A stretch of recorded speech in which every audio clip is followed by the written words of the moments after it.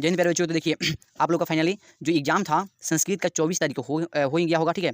अब देखिए अभी हम लोग बात करेंगे आपका एग्जाम होने के बाद हम वीडियो क्यों बना रहे हैं। देखिए हम वीडियो इसलिए बना रहे हैं क्योंकि आप लोग देखिए पहले एग्जाम में कैसा प्रश्न पूछा गया था और बिल्कुल आपका हूबहू इसी प्रकार से आपका फाइनल भी एग्जाम में पूछा जा सकता है, पूछा जा नहीं सकता है। ऐसे ही मेरा प्रश्न रहता है। देखिए जो आपका विषय कोड कितना है 105 है। आप क्वेश्चन को स्टार्ट कर रहे हैं। देखिए बोला जा रहा है प्रश्न संख्या 1 से 80 कितना है 1 से 80। इसमें मात्र आपका एक ही अंतर है, जो अभी मंथली जो टेस्ट हो रहा है इसमें आपका 80 प्रश्न दिया है ना, जो फाइनल रहेगा इसमें आपको 100 प्रश्न रहेगा। कितना रहेगा 100। लेकिन सुनिए फिर आपको एक जो 80 है 80 में मात्र आपको 85 प्रश्नों का क्या करना है आंसर देना है, और जो 100 रहेगा 100 में भी आपको मात्र 85 प्रश्नों का आंसर देना रहेगा, ठीक है ना। देखिए और क्वेश्चन हम स्टार्ट करते हैं और आप लोग बताइए आप लोग कितना सही हुआ है, ठीक है ना। इसको थोड़ा ध्यान दीजिएगा। बोलिए क्वेश्चन नंबर 1 है कि भारतीय धारा कैसी है। तो देखिए क्वेश्चन जो है भारतीय धारा ये आपका भारत में पाठ से इसको मैंने पाठ को लिया गया है ना, और भारत में पाठ में आपको बहुत विस्तृत तरह से बताया भी गया है कि जो भारत की जो धारा है वो विशाल है, ममतामयी है और निर्मल है। कैसी है निर्मल है। लेकिन इसमें मात्र आपको एक ही अभी ऑप्शन दिया है जो विशाल, इसका राइट आंसर हो जाएगा विशाल। नंबर 2 देखिए यानी एक का राइट आंसर आपका ए नंबर हो जाएगा। क्वेश्चन नंबर 2 भारत में पाठ का द्वितीय श्लोक किस पुराण से लिया गया। देखिए ये बच्चों गलती मार दिया है ना। प्रथम हो जाएगा विष्णु पुराण और द्वितीय हो जाएगा भागवत पुराण, यानी इसका राइट आंसर क्या होगा सी नंबर हो जाएगा, है ना। बोले भारत में पाठ में पुराण से कितने पद लिए गए हैं तो 3, और यही अगर रहता पुराण को अगर हटा कर यहाँ आधुनिक करता तो आधुनिक से कितना हो जाता 3, आधुनिक से कितना हो जाता 3। क्वेश्चन नंबर 3 है नीति श्लोक का पाठ किस ग्रंथ से लिया गया, तो आपका विदुर नीति से लिया गया, यह सही मारा हुआ है। क्वेश्चन नंबर 4 की ओर देखिए धर्म की रक्षा किससे होता है, तो धर्म की रक्षा सत्य के द्वारा होता है, ये भी बात सही है। मंदाकिनी वनम पाठ के कवि कौन है, यानी आपका क्या हो जाएगा वाल्मीकि जी। देखिए मंदाकिनी वनम पाठ कहिए तब यह रामायण कहिए, है ना, रामायण कहिए या क्या बोलिए मंदाकिनी वनम पाठ दोनों का लेखक कौन है महर्षि वाल्मीकि, या सीधे इसको वाल्मीकि बोलिए। क्वेश्चन नंबर 6 है नलिन मीन पद का अर्थ क्या होता है, तो इसका राइट आंसर सी नंबर यानी तालाब हो जाएगा। मंदाकिनी वनम पाठ किस नदी का वर्णन किया गया, यानी मंदाकिनी वनम जो पाठ है इसमें गंगा नदी का वर्णन किया गया है ना। क्वेश्चन नंबर कितना बोलिए आप क्वेश्चन नंबर 8 की ओर। और यहाँ पर एक भी प्रश्न आपसे पूछा जा सकता है कि मंदाकिनी का अर्थ क्या होता है, तो मंदाकिनी का अर्थ ही गंगा होता है। क्या होता है मंदाकिनी का अर्थ गंगा होता है। चलिए क्वेश्चन नंबर 8 है। क्वेश्चन नंबर 8 में देखिए प्रशासन ने भीखन टोला से 1 कोस की दूरी पर क्या स्थापित किया, यानी प्राथमिक विद्यालय को क्या किया था स्थापित किया था। बोले भीखन टोला कहाँ था, भीखन टोला ये आपका बिहार के दुर्गम प्रांत में है ना। क्वेश्चन नंबर 8 है 10 है। क्वेश्चन नंबर 10 में देखिए कि भीखन टोला में बालक किसके शिक्षण शैली से आकृष्ट हुआ। यानी देखिए जो बालक है और शिक्षा वाला बात है, यानी शिक्षा कैसे ना होगा, बालक यहाँ पर आ गया और यहाँ पर शिक्षा मैंने पढ़ने की बात आ गया, वो किसे आकृष्ट होंगे, तो शिक्षा के द्वारा। क्वेश्चन नंबर 11 है कि पुंस स्वनम संस्कार कब होता है, यानी कि देखिए जन्म से पहले भी संस्कार होता है, वो संस्कार 3 को होता है ना। जन्म से पहले संस्कार कितने होते हैं 3, जन्म पूर्व इसका क्या बोलते हैं उसको सीमंतो नयनम, इसका में गर्भाधानम और पुंसवनम, है ना। यानी 3 होता है जो आपका ये सबसे पहला संस्कार भी हो। और क्वेश्चन आएगा कि बताइए सबसे पहला संस्कार क्या होता है, तो पुंसवनम संस्कार होता है जो जन्म से पहले होता है। क्वेश्चन नंबर कितना है 12 में देखिए किस संस्कार के साथ लोग वास्तविक जीवन में प्रवेश कर जाते हैं, तो यानी कि विवाह संस्कार होने पर ही आप लोग या हम लोग या कोई भी वास्तविक जीवन में हम लोग प्रवेश करेंगे। क्वेश्चन नंबर कितना है 13 है कि शैशव अवस्था के संस्कार कितने होते हैं, मैंने शैशव अवस्था में मैंने बाल्य वाला अवस्था में कितने संस्कार होते हैं, तो यानी 6 संस्कार होते हैं। क्वेश्चन नंबर 14 है आर्य समाज संस्था के संस्थापक कौन थे, यानी आपका इसका राइट आंसर दयानंद, यानी स्वामी दयानंद भी इसको हम लोग बोल सकते हैं, यानी विवेकानंद को नहीं याद रखना है, स्वामी दयानंद याद रखिएगा। क्वेश्चन नंबर 15 है कि स्वामी दयानंद के गुरु कौन थे, तो यानी बीजानंद, यानी इसका 15 का राइट आंसर बी नंबर हो जाएगा। चलिए क्वेश्चन नंबर कितना है अब 16 है कि आर्य समाज के संस्थापक कौन थे, यानी आर्य समाज की स्थापना कब हुआ, तो यानी 1875 ईस्वी में। और ये जो 1824 है यहाँ पर आर्य समाज के जो संस्थापक थे स्वामी दयानंद, इनका जन्म हुआ है और 1883 ईस्वी में इनका क्या हो गया निधन यानी मृत्यु हुआ है ना। ये इतना बात को आप लोग ध्यान रखना। बोलिए 1824 में क्या बोले इनका जन्म हुआ है, कहाँ हुआ था, यानी कि बिहार में ही हुआ है ना, बिहार में हुआ है। और इसके बाद में ये आर्य समाज की जो स्थापना की है ये 1875 में की है, और 1883 में इसका निधन हुआ, जो DAV स्कूल के DAV स्कूल की भी स्थापना 1883 में हुआ था। क्वेश्चन कितना है 17 है कि भारत में पाठ में कुल कितने पद संकलित है, यानी इसमें इसका राइट आंसर 5 हो जाएगा, यानी ये गलती मारा हुआ 4, ठीक है। क्वेश्चन कितना है क्वेश्चन नंबर आपका 18 है कि भारत किससे सेवित है, तो भारत जो आपका नदियों से, पर्वतों से, सागरों से, यानी इनमें से सबसे सेवित है। देखिए इसीलिए बोलते हैं आप पहले पूरा प्रश्न को पढ़िए तब इसका आंसर दीजिए। जैसे पढ़ा हुआ नदी बस मार दी वो नदिया, है ना, जो इसका राइट आंसर मैंने क्या गलती हो गया, मैंने मालूम होते हुए भी इसका भी आंसर खत्म हो गया ना। बोलिए भारत किससे सेवित है, नदियों से सेवित, मैं इसका शोभा किससे बढ़ रहा है, तो नदियों से बढ़ रहा है, पर्वतों से बढ़ता है, सागरों से बढ़ता है, यानी कि इनमें से सभी से बढ़ता है। क्वेश्चन नंबर 19 है कि विनय किसका नाश करता है, तो विनय जो है विनय आकृति का नाश करता है, विनय किसका नाश करता है आकृति का नाश करता है, यानी 19 का राइट आंसर डी नंबर हो जाएगा। चलिए क्वेश्चन नंबर कितना है 20। बोलिए सतत प्रियवादी लोग होते हैं वह सुलभ होते हैं, माने बोलिए आपके मुंह पर आपका बड़ाई, आप जब आप हर जगह तो आपका हिनाई करने वाला लोग बहुत जल्दी मिल जाते हैं ना, तो वही बोलते हैं कि सतत प्रिय लोग होते हैं कैसे, तो मैं सुलभ बहुत जगह मिल जाते हैं ना।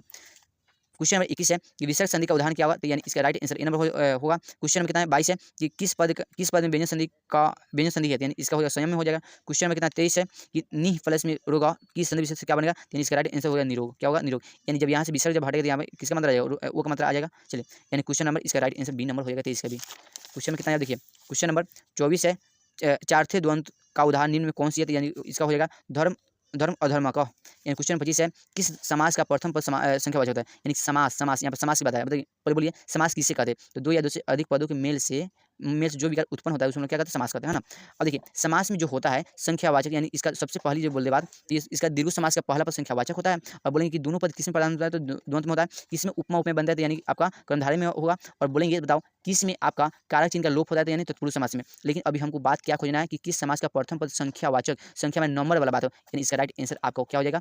ए नंबर दीर्घ समास हो जाएगा। बोले दीर्घ समास का उदाहरण, तो अभी हम क्या बोले कि इसमें देखिए अब संख्यावाचक कहाँ है? सप्ताह, सप्ताह यानी 7 दिन का होता है ना, यानी इसका आंसर राइट हो जाएगा ए नंबर।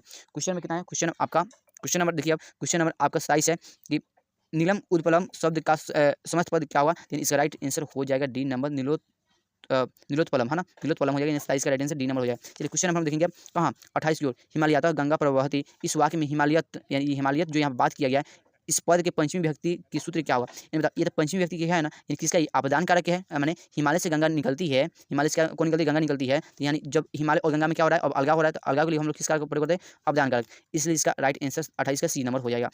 क्वेश्चन में कितना है कि संस्कृत में कारक के कितने भेद होते हैं? संस्कृत में कारक के आपका भेद जो हो गया वो 6 होते हैं। लेकिन जब यही रहता कि संस्कृत को हटाकर अगर हिंदी कर देता तो हिंदी में कितना हो जाएगा? हिंदी में 8, कभी में 8 हो जाएगा हिंदी में 8, और जो संस्कृत है संस्कृत में कितना हो जाएगा? 6, कितना हो जाएगा? 6। बात समझ में आया ना? चलिए क्वेश्चन में कितना है? 30 है, बाल का स्वप्रात विभूति रेखांकित पद में कौन सी व्यक्ति होगा? यानी कि स्वप्रात यानी तो आ गया नहीं यहाँ पर, जब भी यहाँ पर तो है फिर यहाँ भी तो है, दोनों में तो है, यानी हम लोग क्या माने? पंचमी व्यक्ति मारे थे। यहाँ खोजिए पंचमी व्यक्ति कहाँ है? पंचमी व्यक्ति है, पंचमी व्यक्ति है ना यहाँ पर, नहीं दिखाई दे रहा था। चलिए इसका 30 का राइट आंसर सी नंबर हो जाएगा। क्वेश्चन नंबर 31 है, निर्धारण में कौन सी व्यक्ति हो जाएगा? इसमें राइट आंसर होगा षष्ठी और सप्तमी दोनों हो जाएगा। चलिए क्वेश्चन नंबर 32 को ध्यान देंगे। क्वेश्चन 32 है, अध्यात्म शब्द में कौन से उपसर्ग होगा? इसका राइट आंसर होगा अधि। अध्यात्म में क्या होगा? तो अधि हो जाएगा। क्वेश्चन नंबर 33 है, अभिप्राय में कौन सा उपसर्ग होगा? देखिए अब उपसर्ग पहले समझिए कि उपसर्ग किसे कहते हैं। वैसा शब्दांश जो कि शब्द को पहले आकर जुड़ता है, कहाँ आता है? पहले आकर जुड़ के उसको अर्थ को बदलता है। किसको बदलता है? पहले आकर उसके अर्थ को बदलता है। किसको बदलता है? अर्थ को बदलता है ना, पहले जुड़कर उसको अर्थ को बदलता है, उसको क्या उपसर्ग कहते हैं। तो वही बोले अभिप्राय में कौन सा उपसर्ग होगा? तो अभी हो जाएगा, है ना। और देखिए वैष्णव में कौन सा अत्यधिक प्रत्यय है? यानी अन हो जाएगा। क्वेश्चन में कितना? 35 है, समाज प्लस ठग से कौन सा प्रत्यय बनेगा? तो यानी सामाजिक बन जाएगा। बोले समाज प्लस ठग से कौन सा प्रत्यय बनेगा? तो सामाजिक बनेगा। क्वेश्चन नंबर 35 का सी नंबर हो जाएगा answer, right answer. Question number 36 है, लघुतरम में कौन सा तद्धित प्रत्यय है? यानी इसका राइट आंसर होगा त्वरा प्रत्यय।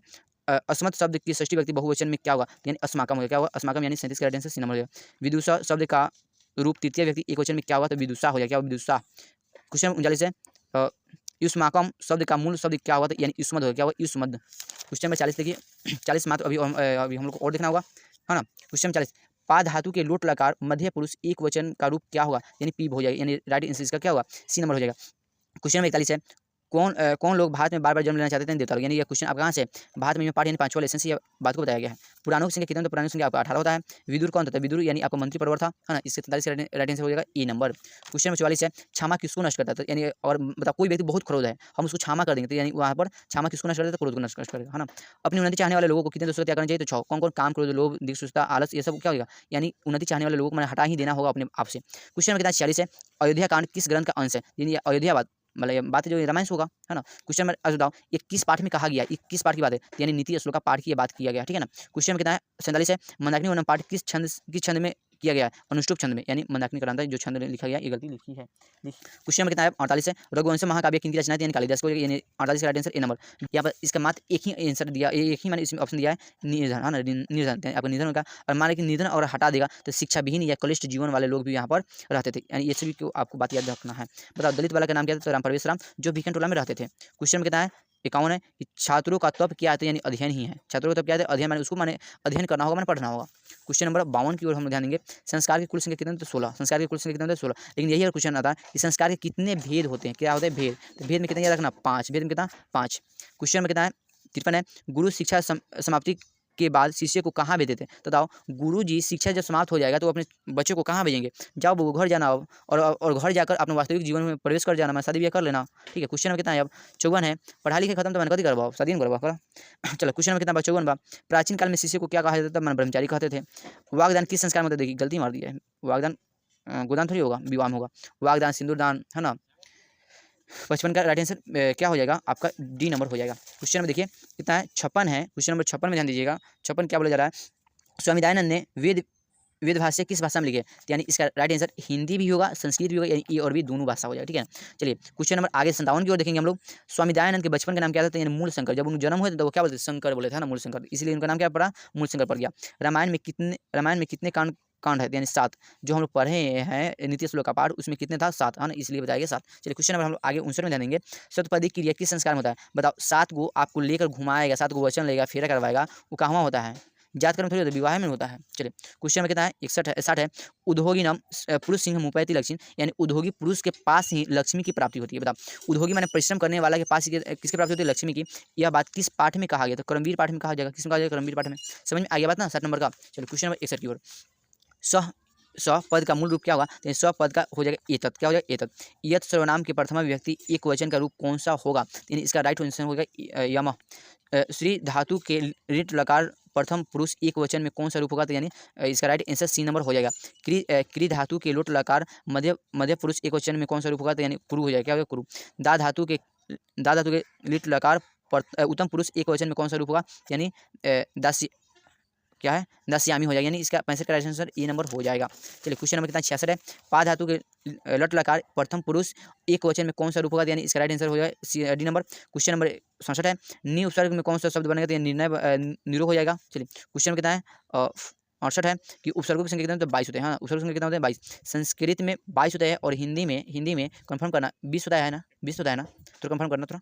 चलो क्वेश्चन नंबर कितना है, 59 है। मनोरथ का संधि विच्छेद क्या होगा, यानी मन प्लस में रथ से क्या बनेगा, मनोरथ, मन प्लस में रथ से क्या बनेगा, मनोरथ बन जाएगा। क्वेश्चन आगे 71 है। सदुकति में कौन सा संधि होगा, तो इसका राइट आंसर होगा बी नंबर हो जाएगा। 70 का क्या होगा, बी नंबर हो जाएगा। क्वेश्चन नंबर 71 है। उत प्लस लेख से क्या बनेगा, तो उल्लेख बनेगा, उल्लेख बन जाएगा। क्वेश्चन में 71 है। उत प्लस लेख की संधि विच्छेद क्या होगा, तो यानी उल्लेख बन जाएगा, उल्लेख उल्लेख बन जाएगा। ठीक है ना, यानी 71 का राइट आंसर ए नंबर हो जाएगा। किस शब्द में तल प्रत्यय है, तो इसका राइट आंसर होगा जनता में। क्वेश्चन नंबर कितना है, क्वेश्चन नंबर आपका 73 है कि पठनम में कौन सा प्रत्यय होगा, इसका राइट आंसर होगा ललित प्रत्यय है। क्वेश्चन आपका 74 है। गमनम में कौन सा प्रत्यय होगा, तो आप इसका आंसर कमेंट बोलिए, यानी ये प्रश्न आप लोग के लिए हम छोड़ा जा रहा है। ठीक है ना, और या इसको हम कमेंट में इसका आंसर बोलेंगे। चलिए लेकिन अभी आप लोग फिलहाल में भी आप लोग को बोला है। क्वेश्चन नंबर 75 है कि बोलिए पीताम्बर किस समास का उदाहरण है, तो यानी इसका राइट आंसर होगा ए नंबर हो जाएगा, है ना। चलिए कर्मधारय समास। क्वेश्चन नंबर 76 आएगा, सुनिए।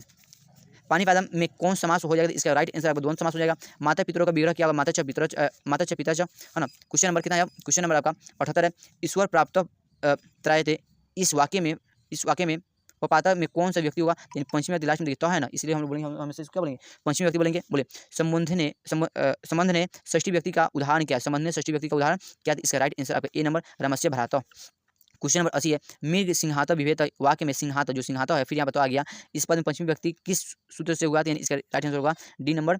चलिए तो आप लोग को बताइए, ये आप लोग को 80 में अभी कितना प्रश्न, 80 में आपका कितना प्रश्न सही हुआ है, आप लोग कमेंट में बताएं। और यहाँ से हमने आपको इस चैनल पर आपका प्रत्येक दिन आपका एक बेहतरीन विषय हम लेकर आएंगे, जो आप लोग के लिए हर एक बात, जो हर एक वीडियो आपका मन बहुत जरूरी वाला होगा। तो ठीक है, हम लोग मिलते हैं नेक्स्ट वीडियो में, तब तक के लिए जय हिंद।